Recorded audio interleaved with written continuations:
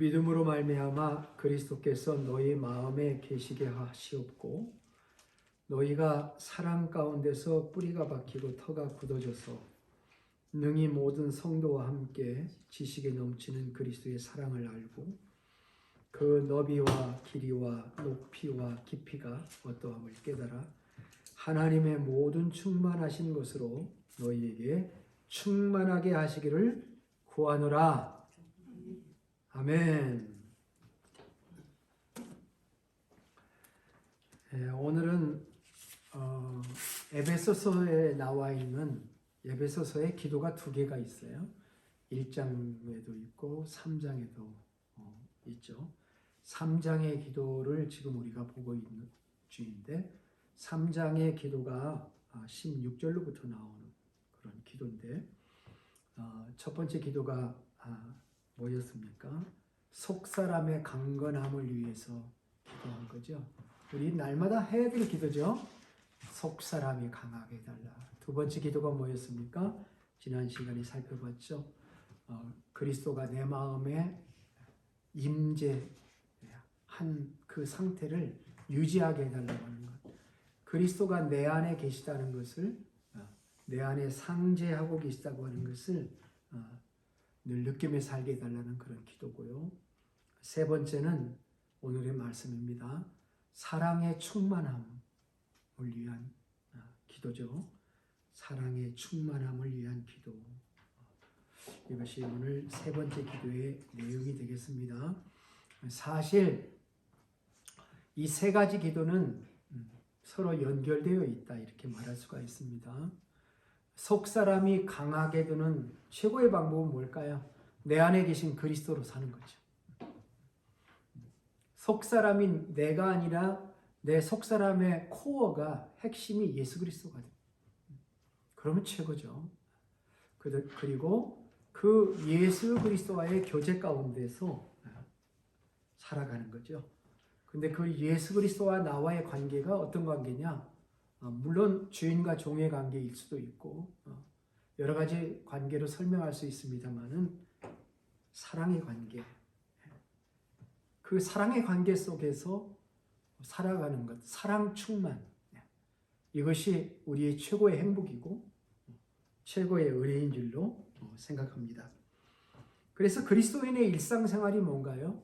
내 안에 계신 예수 그리스도와의 교제 가운데서 사랑을 나누며 살아가는 삶이다 하는 것은 너무도 분명한 것입니다.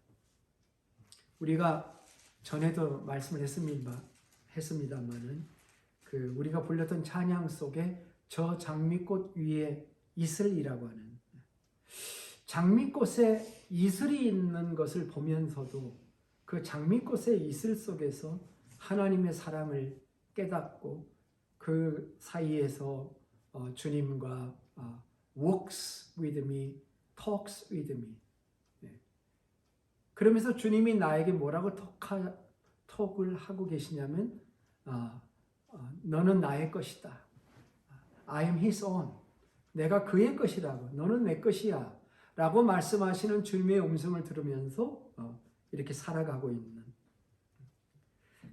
그래서 그 사랑을 다른 사람은 알 수가 없는, 다른 사람은 그것을 깨달을 수가 없는 그런 삶이다라고 얘기를 한 것이죠. 우리가 그곳에서 머물면서 나누는 기쁨, 알 사람이 없도다. 이렇게 고백을 했던 거죠. 지난주에 우리가 부활 찬송을 불렀는데도 그 구절이 나오더라고요. 우리가 부활하신 구세주라고 하는 162장을 불렀는데 He lived, Christ lives today. 특성하려면 잘 안 나와요. He walks with me and talks with me along life's narrow way. 그게 무슨 말입니까?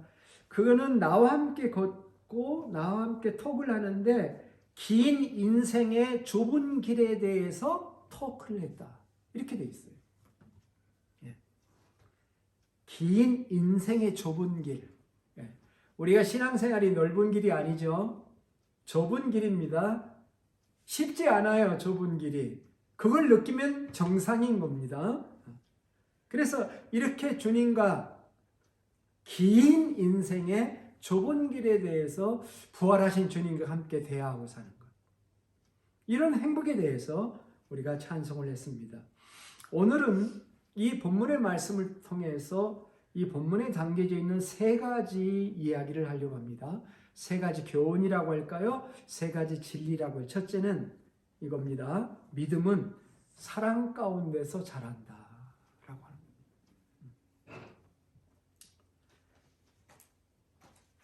자, 오늘 말씀을 다시 보면은 믿음으로 말미암아 그리스도께서 너희 마음에 계시게 하시었고 너희가 사랑 가운데서 뿌리가 박히고 터가 굳어져서 믿음으로 예수님이 내 안에 계신데 뿌리가 박히고 터가 굳어져 뿌리가 내리고 그 뿌리로 인해서 더 튼튼해지면서 열매를 맺는 어떤 식물의 형태를 묘사를 한 거죠. 자, 예수님이 내 안에 계십니다. 그런데 그 예수님은 누굽니까? 생명이시죠. 생명이 내 안에 내주하시면 그 생명이 역사하는 거예요. 뿌리를 내리는 것 같은 식물로 말하죠. 그래서 내 마음의 대지에 하나님의 능력이 하나님의 말씀도 씨로 묘사되어 있죠. 그 씨가 뿌리를 내리고 싹이 나고 뿌리를 내리는 것과 같은 것입니다. 그래서 그 씨가 토양에 밝히고 뿌리가 확장돼서 그 튼튼하게 흔들리지 않게 터가 굳어지고 나중에 거기에서 가지가 자라고 줄기가 자라서 열매를 맺히게 되는 과정을 믿음으로 그려본 것입니다. 그리고 그 식물이 자라는 토양이 사랑이라는 토양입니다. 흙의 내용이 사랑이다 이렇게 얘기를 하는 겁니다. 여러분 믿음은 언제 자라는가? 저는 그렇게 언제 믿음이 자라지? 우리 성도들의 믿음이 언제 자라? 이런 생각을 하면서 목회를 했던 것을 기억하게 됩니다. 믿음은 언제 자랄까요? 첫째는 믿음이 자라려면 그 안에 생명이 있어야 됩니다. 예수 그리스도가 계셔야 됩니다.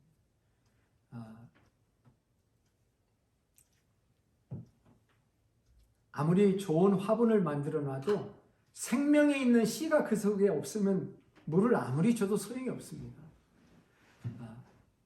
믿음이 자라려면 믿음의 씨인 예수 그리스도가 우리 안에 계셔야 되고요. 그 다음에 내 안에 계신 그 예수 그리스도와의 사랑의 관계를 알고 깨달아야 된다라고 하는 것입니다. 그게 18절이에요. 능히 모든 성도와 함께 지식에 넘치는 그리스도의 사랑을 알고가 있죠. 그 너비와 길이와 높이와 깊이가 어떠함을 깨달아 알고 깨달아 라고 하는 말이 있죠. 이 말 속에 진리가 담겨 있습니다. 18절에 알고 19절에 깨달아 라는 말입니다. 이 동사에 특별히 주목할 필요는 없어요. 순환론적으로 설명해서 더 알아야 된다, 더 깨달아야 된다라는 말을 한 것입니다. 먼저는 그리스도를 영접해서 그 안에 예수님이 계셔야 되고 내 안에 계신 예수님과 관계를 계속 디벨로프멘트 해야 돼요. 대화해야 됩니다. 예수님과 교제해야 됩니다. 내 안에 계신 예수님과 교제하면서 예수님의 사랑을 더 깊이 알고 더 깨달아 나가야 된다 이렇게 말씀하고 있는 것입니다. 에베소서 표현으로 말하자면 사랑 가운데서 우리의 믿음은 사랑 가운데서 자라납니다. 사랑 가운데서라는 말이 에베소서에 3번이 나오는데 에베소서 3장, 4장, 5장에 한 번씩 나오는데 5장 2절을 보면 이렇게 해놨어요. 그리스도께서 너희를 사랑하신 것 같이 너희도 사랑 가운데서 행하라. 그는 우리를 위하여 자신을 버리사 향기로운 제물과 희생 제물로 하나님께 드리셨느니라. 그리스도가 우리를 어떻게 사랑하셨어요? 나를 위해 대신 죽으신 거죠. 향기로운 제물이 되시고 또 희생 제물이 되심으로 나를 사랑하신 그분, 세상에 나를 사랑한다는 사람이 많아요. 그렇지만 나를 위해 죽을 수 있는 사람이 누가 있을까요? 근데 그 그리스도가 나를 사랑하셔서 제물이 되셔서 나를 위해 죽으신 그분, 갈라디아 2장 20절대로 나를 사랑하사 나를 위하여 자기 목숨을 버리신 하나님의 아들을 믿는 믿음, 그 믿음을 가지고 주님과 사랑의 교제를 나누는 것입니다. 우리가 고난주간과 부활주의를 막 보냈는데 예수님의 십자가의 죽음이야말로 나를 사랑하신, 나를 사랑하사 나를 위해 죽으신, 로마서 5장 8절대로 주님이 나를 위해 죽으심으로 하나님의 사랑을 확증하신 사건, 그것이 최고의 사랑의 확증의 사건인 것이죠.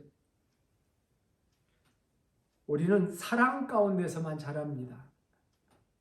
우리의 신앙생활을 한마디로 정리하자면 하나님의 사랑을 믿고 신앙생활을 하는 거예요.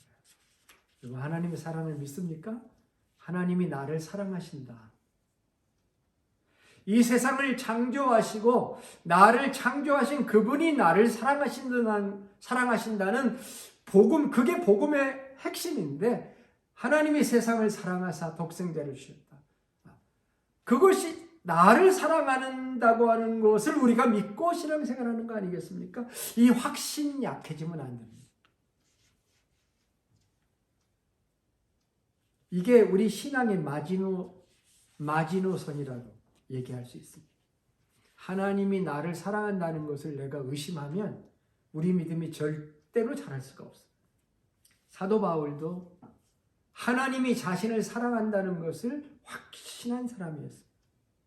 그 로마서를 보면은 로마서 8장 28절에 이렇게 말했습니다. 우리가 알거니와 하나님을 사랑하는 자 곧 그 뜻대로 부르심을 입은 자들에게는 모든 것이 합력하여 선을 이루느니라.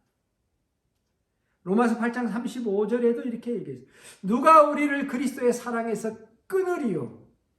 환난이나 곤고나 박해나 기근이나 적신이나 위험이나 칼이랴. 이 말은요, 끊을 수 없다는 거예요. 7가지 아주 강력한 시련들이 있어요.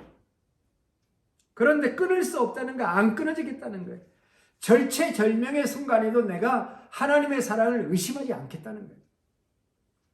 로마서 8장 37절부터 39절, 이 모든 일에 우리를 사랑하시는 이로 말미암아 우리가 넉넉히 이기느니라. 내가 확신하노니 사망이나 생명이나 천사들이나 권세자들이나 현재일이나 장래일이나 능력이나 높음이나 깊음이나 다른 어떤 피조물이라도 우리를 우리 주 그리스도 예수 안에 있는 하나님의 사랑에서 끊을 수 없느니라. 현재의 어떤 일을 당해도, 장래 더 큰 어려움을 당해도, 내가 높아질 때에도, 내가 낮아질 때에도, 이거는 10가지 상황이에요. 앞에서는 35절에서는 7가지 상황 속에서도, 그리고 뒤에서는 10가지 상황, 이 정도면 우리 인간이 경험할 수 있는 모든 상황이죠. 그런 모든 상황에도 나를 사랑하시는 이로 말미암아 넉넉히 이긴다. 여전히 하나님은 나를 사랑하신다는 것만 믿으면 우리가 그 어떤 상황에서도 흔들리지 않고 승리해 나갈 수가 있고 성령 충만한 삶을 살아갈 수 있다. 그렇습니다. 우리의 믿음은 사랑 가운데서 자란다.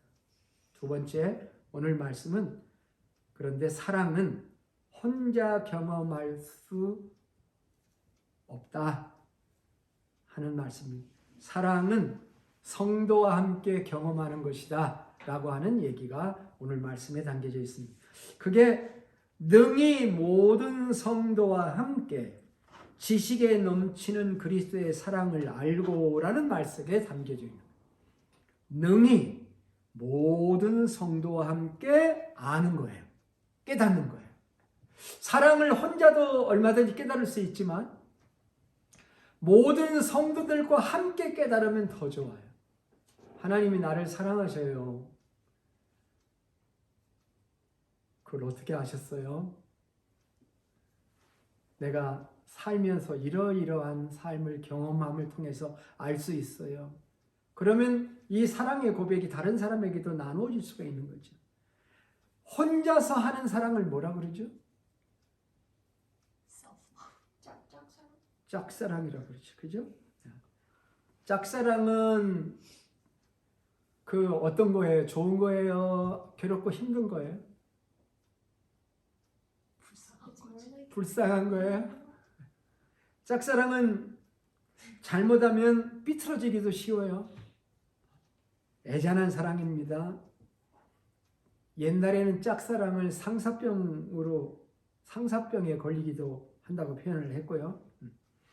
떠난 사람을 기다리다가 망부석이 되기도 하는 것. 십자가는 망부석일까? 하는 생각을 고난주간에 해본 적이 있습니다. 요즘은 짝사랑하다가 폭력을 행사하기도 합니다. 같이 죽자고 난동을 벌이기도 하지요. 그만큼 혼자 하는 사랑은 힘든다는 거예요. 사랑은 함께 해야 합니다. 하나님의 사랑을 알고 깨닫는 것도 우리가 모든 성도와 함께 하면 더 쉬운 거죠. 하나님의 사랑을 지식으로만 배우면 머리로는 이해가 되는데 가슴에 오지를 않으면 안 됩니다. 고난주간 같은 때 우리가 가슴으로 그 사랑을 느끼는 그런 시간을 우리가 가지려고 하는 거죠. 모든 성도와 함께, 능히 모든 성도와 함께라는 게 클로예요. 아주 간결하고 분명하게 말을 했어요. 그런데 절묘한 말씀이에요. With all the saints, 영어 성경으로 말하면 may have power together with all the saints to grasp how wide and long and high and deep is the love of Christ. NIV 번역인데요. To grasp라는 표현으로 꽉 잡다, 움켜쥐다, 이해하다 이런 의미예요. 함께 이렇게 grasp 해야 된다 하는 얘기로 설명을 했고요. 킹 제임스 버전에서는 to comprehend with all saints, comprehend라고는 이해라는 단어를 사용했습니다. 우리가 하나님의 사랑을 깨닫지 못할 때 성도의 도움이 필요하다고 봐요. 그것도 all saints, 모든 성도의 도움입니다. 그리고 성도들에게는 그런 파워가 있는 듯하다라고 표현을 했어요. May have power to grasp, may be able to comprehend. 그렇게 설명했습니다. 성도들은 그런 힘을 가질 수 있다. 성도들은 이해할 수 있다. 그래서 모든 성도와 함께 하나님의 사랑을 더 알고 깨닫기를 원한다라고 표현을 한 것입니다. 우리가 서로의 역할이 있는 게 이게 교회입니다. 교회가 전하는 것은 뭘까요? 복음인데 복음의 내용은 뭔가요? 하나님이 우리를 이렇게 사랑한다. 이처럼 사랑한다라고 하는 것을 표현하는 것이 아닙니까? 하나님이 우리에게 교회를 설계하시고 우리에게 허락하신 이유가 바로 그겁니다. 이 일을 우리가 감당해야 되는 거야. 어떻게? 그러면 how? 우리가 어떻게 서로 사랑을 주고받으면서 사랑을 이 땅에서 해나갈 것인가? 어떻게 교회 안에서 이 사랑을 실천할 것인가? 어떻게 가정에서 이 사랑을 실천할 것인가? 어떻게 직장에서 이 사랑을 실천할 것인가? 그 방법이 이제부터 나옵니다. 에베소서 4장, 5장, 6장. 에베소서의 나머지 부분들이 바로 그런 부분들이에요. 그래 이 시간에 이것을 다 다룰 수는 없지만 4장의 일부분을 읽어보면서 그것을 조금 맛봤으면 좋겠어요. 4장 1절을 보겠습니다. 그러므로 주 안에서 갇힌 내가 너희를 권하노니 너희가 부르심을 받은 일에 합당하게 행하여 모든 겸손과 온유로 하고 오래 참음으로 사랑 가운데서 서로 용납하고. 오래 참음으로. 사랑이라고 하는 게 그렇게 달콤하기만 한 게 아닙니다.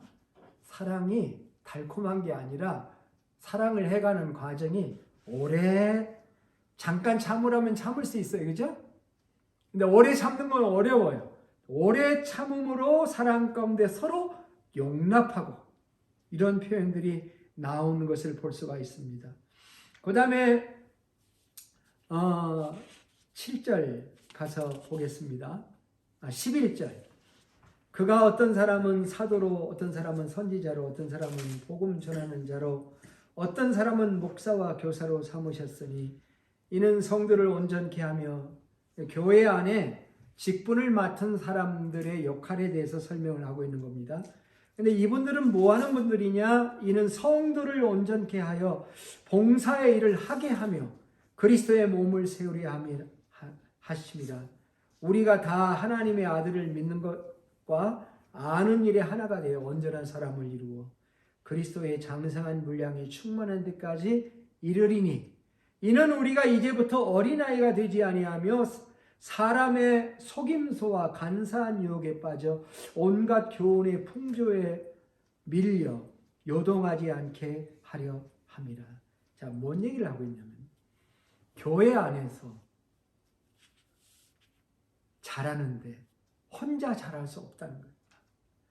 사랑은 혼자 경험할 수 없는 것이라는 말씀을 했는데 교회 안에서 함께 한 몸으로 그것을 경험해 나간다는 것입니다. 우리 모든 몸인데 하나님을 믿는 것과 아는 일에 하나가 되어서 예수님의 장성한 분량, 예수님의 수준이 충만한 데까지 자라가게 하는 것이 교회의 목표입니다. 예수 믿은 하나님의 백성들이 그 안에 하나님의 나라를 이루고 하나님의 형상을 회복하는 것이 신앙생활인데 그 회복하는 과정에 혼자 애쓰지 않고 교회가 하나가 되고 한 몸이 돼 마치 한 사람이 성장하는 것처럼 오직 사랑 안에서 참된 것을 하여 범사에 그에게 잘할지라. 사랑 안에서 참된 것을 하여 그의 범사에 그에게 잘할지라. 이렇게 말씀하고 있는 것입니다. 그는 머리니 곧 그리스도라. 그에게서 온 몸이 각 마디를 통하여 도움을 받음으로 연결되고 결합되어 각 지체의 분량대로 역사하여 그 몸을 자라게 하며, 또 사랑이 나와요. 사랑 안에서 스스로 세우느니라. 그렇구나. 그래서 교회가 필요하구나. 내 사랑이 어떤 때는 뜨겁게 불타는 것 같아도 어떤 때는 차갑게 식어요. 그런데 다시 영광로와 같은 사랑의 장소에 교회 모임에 나와서 주님의 사랑을 되돌리고 회복할 수 있고 서로 존경하고 서로 용납하면서 그 사랑을 불태워 나가라고 하는 것이 그것이 하나님의 말씀의 가르침입니다. 세 번째 생각할 것은 오늘 말씀의 교훈은 우리의 충만함은 결국 사랑의 충만함이어야 된다라고 하는 것입니다. 우리가 충만을 인생의 목표로 내건다고 하면 도대체 거기에 뭐를 충만케 해야 되느냐? 그런데 오늘 말씀에 사랑의 충만함, 사랑의 충만함이 진정한 하나님의 충만함이다 하는 것이 오늘 말씀의 세 번째 메시지입니다. 19절이죠.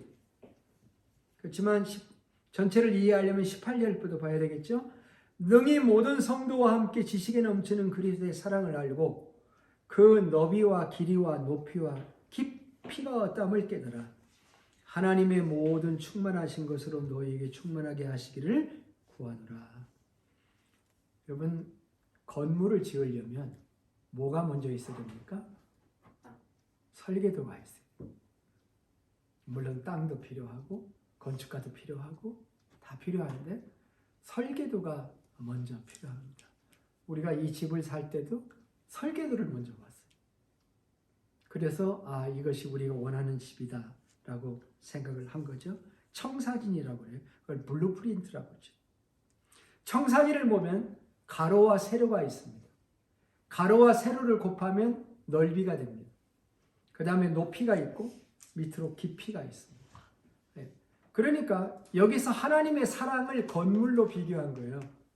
청사진으로 본 거죠. 사랑의 길이와 넓이와 깊이와 높이라고 하는 이 네 가지 룰러, 네 가지 잣대를 가지고 지금 사랑을 설명하고 있는 것을 볼 수가 있습니다. 하나님의 사랑은 얼마나 넓은가요? 하나님의 사랑은 얼마나 깊은가요? 길은가요? 높은가요? 하고 지금 오늘 말씀을 묻고 있는 거죠. 그렇게 한번 생각해 봐야 되는 거예요. 1차원은 선을 1차원이라고. 그 다음에 2차원은 면을 2차원이라고 하고 우리가 사는 공간을 3차원이라고 얘기하는데 하나님의 사랑을 지금 4차원 이상의 차원으로 설명해보고 한번 상고해보라 이렇게 우리에게 말씀을 하고 있는 겁니다. 제가 말씀을 준비하면서 사랑이라는 단어를 신약 성경에서 좀 찾아봤습니다. 한두 시간에 걸쳐서 다 정리해보고 읽어보고 했는데요. 놀라운 거 한 가지를 발견했습니다. 그래서 신약 성경이 27권이죠. 크고 작은 책들이 27권인데 27권에서 모든 책에서 사랑이라는 단어가 나오더라고요. 신약 성경에서 사랑이라는 단어가 284번이 등장을 하는데 신약 27권의 모든 권에서 빠짐없이 등장을 해요. 사도행전이 가장 짧게 나오는 딱 한 번 나와요. 사도행전에 딱 한 번 나오고요. 그리고 그 단어의 대부분은 아가페라는 단어를 썼어요. 필레오라는 단어를 사용한 것도 있습니다만은 아가페라고 하는 사랑, 거룩한 사랑, 무조건적인 사랑, 이것이 아가페의 원래 의미입니다. 그래서 이 하나님의 사랑에 대한 얘기가 나오는데 특별히 요한복음에 보면은 복음서에 72번이 나오는데 마태, 마가, 누가, 요한복음에 72번이 나오는데 복음서 중에서 마태, 마가, 누가, 요한 중에서 사랑이라는 단어를 가장 많이 쓴 책이 어떤 책일까요?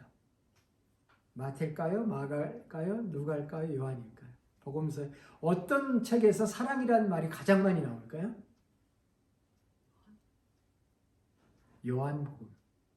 복음서의 절반이 넘는 39번, 72번 중에 39번이 요한복음에 나오는. 근데 또 재밌는 것은 요한 1, 2, 3서에도 사랑이 39번이나 나와요. 똑같이 39번. 역시 요한을 사랑의 사도라고 얘기하는 의미가 있겠구나라고 생각을 했습니다. 근데 요한 1서를 읽어보면 요한 1서에는 하나님을 두 가지로 설명하고 있죠. 첫 번째는 1장에 보면은 하나님은 빛이시다. 그에게는 어둠이 조금도 없다. 그러므로 하나님을 믿는 사람은 빛 가운데 거해야 된다 하는 얘기를 1장에서 하죠. 근데 4장에 가면 하나님은 사랑이시다 라는 이야기를 합니다. 고린도전서 13장이 사랑장인 거 분명하지만 요한일서 4장이야말로 정말 진정한 사랑장이다 이렇게 볼 수가 있습니다. 한번 들어보세요. 요한일서 4장 7절로부터 12절을 제가 읽을 거예요. 사랑하는 자들아 우리가 서로 사랑하자. 사랑은 하나님께 속한 것이니 사랑하는 자마다 하나님으로부터 나서 하나님을 알고 사랑하지 아니하는 자는 하나님을 알지 못하나니 이는 하나님은 사랑이십니다. 하나님의 사랑이 우리에게 이렇게 나타난 바 되었으니 하나님이 자기의 독생자를 세상에 보내심은 그로 말미암아 우리를 살리려 하심이라. 사랑은 여기 있으니 우리가 하나님을 사랑하는 것이 아니요 하나님이 우리를 사랑하사 우리 주를 속하기 위하여 화목제물로 그 아들을 보내셨습니다. 사랑하는 자들아 하나님이 이같이 우리를 사랑하셨은즉 우리도 서로 사랑하는 것이 마땅하도다. 어느 때나 하나님을 본 사람이 없으되 만일 우리가 서로 사랑하면 하나님이 우리 안에 거하시고 그의 사랑이 우리 안에 온전히 이루어지느니라. 6절 속에 사랑이라는 단어를 15번을 사용해서 사랑을 설명했습니다. 사랑의 본질이 무엇인가? 사랑은 어디에서 시작한 것인가? 사랑은 하나님이 먼저 하신 것이다. 사랑의 포인트가 어디에 있는가? 인간을 향한 하나님의 절대적인 포인트는 독생자를 보내셔서 우리를 위해 십자가에 죽으신 여기에 절대적인 포인트가 있다. 우리는 이 사랑을 받은 대로 사랑해야 된다. 서로 사랑해야 된다. 이렇게 말씀을 하고 있습니다. 그러면서 이 하나님의 사랑을 가지고 우리가 서로 사랑해야 된다라고 이야기를 합니다. 성경은 우리에게 사랑을 요구해요. 하나님도 사랑하고 이웃도 사랑해라. 이게 성경의 핵심이죠. 신앙생활은 그러니까 이 사랑의 문제를 계속 다루어가고 있는 것입니다. 이 성경의 사랑의 요구를 이렇게 생각해요. 부담으로 생각할 수도 있죠. 그런데 성경은 우리에게 마치 우리가 사랑할 수 있는 존재인 것처럼 이렇게 얘기를 하고 있잖아요. 그러나 실체는 어떻습니까? 우리가 하나님의 사랑과 같은 사랑, 예수님의 사랑과 같은 사랑을 이 땅에서 할 수 있을까요? 자, yes, no로 답을 한번 해보세요. 나는 하나님의 사랑을 할 수 있다. 나는 예수님 같은 사랑을 할 수 있다. 나는 그 사랑을 지금 하고 있다. yes. 또 하나의 대답은 no. 나는 한참 모자란다. 어떤 겁니까? 여러분 그 사랑 할 수 있습니까? 정말 사랑을 해보려고 하는 사람들은 알게 됩니다. 내가 그 사랑 하기 어렵다는 거. 사랑하는 것 같아요. 그런데 조금 가다 보면은 짜증이 나지, 그죠?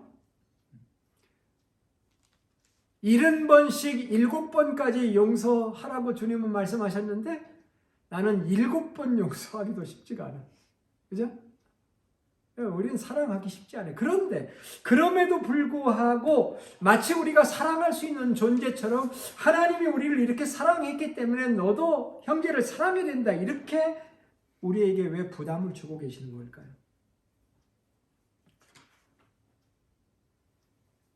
사랑의 충만함이 하나님의 충만함이기 때문에, 하나님의 충만함이기 때문에 사랑을 할 때만 우리가 진정으로 충만하게 되고 행복하게 되는 길이기 때문에 그런 거예요.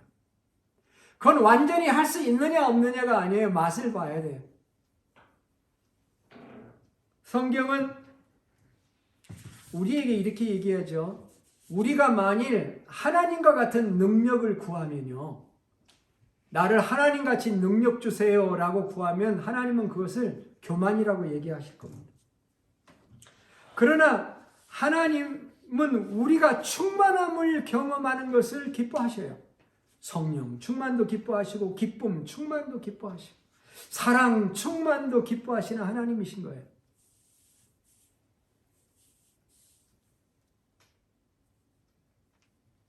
한경직 목사님의 오래된 설교를 제가 찾았는데요. 이 부분을 설교할 때 목사님이 이렇게 인용을 하셨더라고요. 어떤 이는 이렇게 말하였습니다. 이제 한 목사님이 자기가 한 말이 아니고 인용한 말이에요. 십자가의 윗부분은 하늘에 닿고 아랫부분은 땅속 깊은 곳까지 미친다. 그리하여 그리스도의 사랑은 하늘에 있는 천군 천사와 구원받은 모든 성도에게 미치고 아래로 지옥에 있는 모든 죄인에게도 미친다. 그리고 십자가의 두 팔은 온 세계와 우주를 감싼다. 이것이 하나님의 사랑의 너비와 길이와 높이와 깊이다. 이렇게 그분은 말씀을 전했던 것입니다. 사람들은 충만을 구해요. 저도 충만을 구합니다. fulfilled라는 말이지 영어로는 충만. 사람들은 충만을 구합니다. 그런데 무슨 충만을 구합니까? 어떤 사람 물질의 충만을 구합니다. 물질이 좀 더 있었으면 좋겠다. 물질이 아주 많았으면 좋겠다. 어떤 사람들은 명예의 충만을 구하기도 하고 쾌락의 충만, 아가페가 아니라 에로스의 사랑의 충만함을 구하기도 합니다. 그것들이 행복이라고 생각합니다. 그러나 영원하신 하나님과 그의 아들 예수 그리스도와 함께 우리가 나누어야 될 충만은 사랑의 충만함입니다. 하나님의 사랑을 묵상하면서 주님이 나를 사랑하시는구나 하는 사실을 깨달으면서 장미꽃 위에 이슬 속에서 그것을 발견하는 것처럼 자이언트 캐년의 추회를 가면서 사람들이 거의 보지 않을 것 같은 길에서 약간 소외된 곳에서 작은 꽃망울을 터뜨리고 있는 그 끝을 보면서도 하나님과 사랑의 대화를 얼마든지 나눌 수가 있는 거죠. 충만할 수가 있는 거죠. 아주 오래전에 미국의 한 정신병원에서 어떤 사람이 세상을 떠났는데요. 그 정신병원을 정리하다가 벽에 어떤 시가 하나 적혀 있는 것을 직원이 발견을 했습니다. 그런데 그 시는 그 사람이 쓴 시는 아니고 11세기 한 유대인이 지은 시였습니다. 이 시가 전달돼서 어떤 그 워킹 패스터, 일하는 목사님의 점심 그 햄버거 같은 거 싸면은 종이가 있죠. 근데 그 점심 그 음식을 싼 종이에다가 그 시를 적어가지고 자기 남편 일하러 가는 데다가 사모님이 아마 적어주고 갔습니다. 이 남편이 점심을 먹다가 그 시를 읽게 됩니다. 너무 감동을 받았어요. 그래서 돌아와서 그 시를 잘 편집해서 가사를 정리하고 거기에다 자기가 곡을 붙여서 프레드릭 레만이라고 하는 목사님이신데 그분이 시를 이렇게 적었습니다. 그 크신 하나님의 사랑 말로다 형용 못하네라고. 그 크신 하나님의 사랑 말로다 형용 못하네. 저 높고 높은 별을 넘어 이 낮고 낮은 땅에 죄범한 영혼 구하려 그 아들 보내사 화목제물 삼으시고 죄 용서하셨네. 하나님의 크신 사랑 측량다 못하네. 영원히 변치 않는 사랑 성도여 찬양하세. 최고의 사랑은 독생자 예수 그리스도의 사랑을 깨닫는 사랑이다. 정확하게 짚어 이런 아름다운 가사를 남겨놓은 것입니다. 여러분 하나님의 사랑을 날마다 깨닫기를 바라고 그리고 그 사랑이 더 깊어지기를 축복합니다. 돌이켜보면 모든 게 다 하나님의 사랑입니다. 침묵해 주시는 것 그것도 사랑이고 말씀을 많이 해주시는 것 성경을 열기만 하면 말씀을 많이 해주시는 것도 사랑이에요. 해와 달과 별도 사랑이고 숨 쉴 수 있는 공기와 물과 사계절을 주신 것도 하나님의 사랑이에요. 낮도 사랑이고 밤도 사랑이에요. 밤이 없다면 우리가 얼마나 힘들었을까.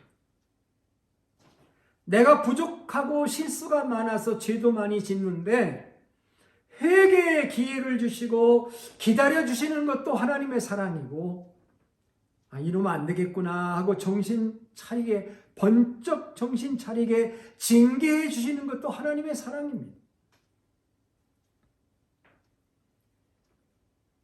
히브리서 12장 7절로부터 8절에 그렇게 말씀했죠. 너희가 참음은 징계를 받기 위함이라. 하나님이 아들과 같이 너희를 대우하시나니 어찌 아버지가 징계하지 않는 아들이 있으리요. 징계는 다 받는 것이거늘 너희에게 없으면 사생자여 참 아들이 아니니라 고 말씀하셨습니다. 하나님의 사랑을 더 깊이 알고 깨달아가는 이게 충만함이에요. 이 충만함으로 하나님의 충만이 여러분 안에 가득하시기를 주의 이름으로 축복합니다. 말씀을 맺겠습니다. 우리는 지난 3주 3번의 말씀을 통해서 에베소서 3장에 나오는 바울의 두 번째 기도를 살펴보았습니다. 그는 항상 중요한 말씀을 전한 후에 기도로 그 말씀을 하나님께로 부탁을 하였습니다. 처음 신앙을 가진 사람들은 어떻게 기도할지를 잘 모르기 때문에 사도 바울이 처음 믿는 사람들, 신자들의 차원 높은 기도를 안내하기 위해서 그가 기도를 시범을 보여준 겁니다. 세 가지 기도를 우리가 배웠습니다. 우리가 계속 기도해야 될 기도입니다. 하나님, 내 속사람이 아직도 약해요. 속사람을 강건하게 해주세요. 기도해야 됩니다. 그런데 속사람의 강건의 방법 중에 그것이 두 번째 기도와 상관이 있다고 그랬어요. 내주하시는 그리스도. 내 안에 예수님이 계시는 것처럼 강건함의 비결이 없습니다. 주님이 내 안에 계셔서 나를 붙잡아 주시고 그 주님이 내 안에 계시다는 것을 잊어버리지 않도록, 아니 알고 있지만 실생활에 적용이 안 되고 깜빡깜빡하니까 나는 나 혼자가 아니다. 내 안에 주님이 계시다. 주님이 내 안에 상재하고 계시다는 믿음을 가지고 내 힘으로가 아니라 주님의 힘으로 하게 해주세요 라고 기도하면서 그 주님이 나를 다스리도록 하는 것, 이것이 우리가 강건해지는 방법이에요. 그리고 그 주님과 나와의 관계는 사랑의 관계. 주님이 나를 사랑하시는 겁니다.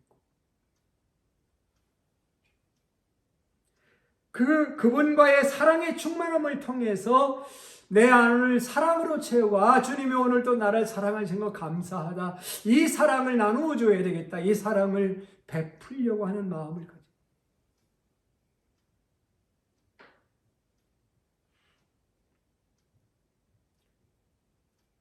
지난번에도 말씀을 전할 때 이 세 가지 기도가 16절로부터 계속되는 이 기도에 동사 형태가 많지만 주동사가 딱 하나인데 강건하다라고 하는 주동사가 있다고 말씀했습니다.